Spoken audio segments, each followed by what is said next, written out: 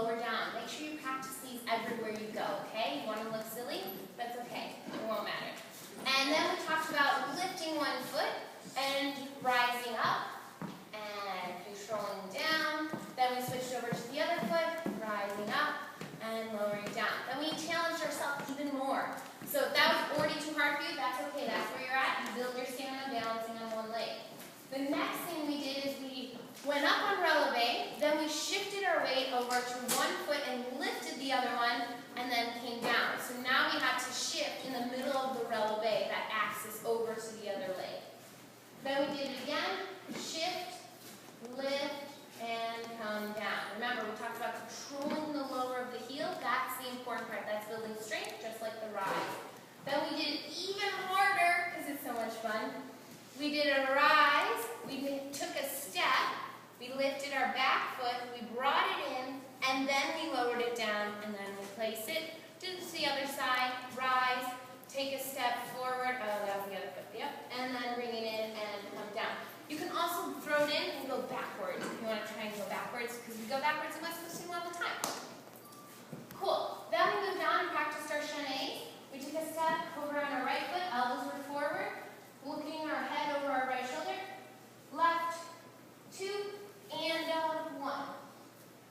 2, and 1. Let me move to the left. 1, 2, and 1.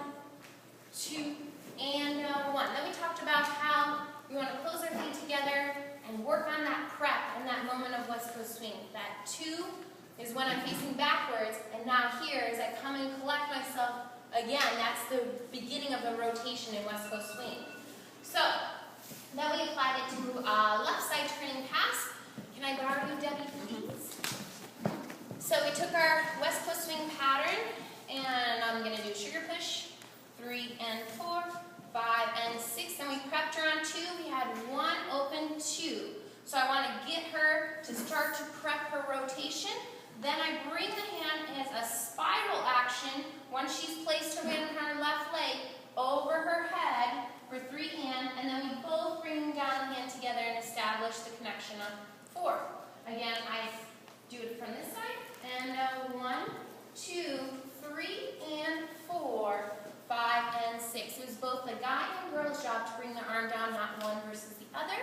And when we talked about doing more than one turn, that the guy can't read the prep, that he's doing more than one turn after she's already been past that point. It's too late to say, let's do another turn. We want to do it as she's finishing the second half of her rotation, or already tell her again, and then I want to make sure I travel with her so that her hand doesn't get pulled back behind her head.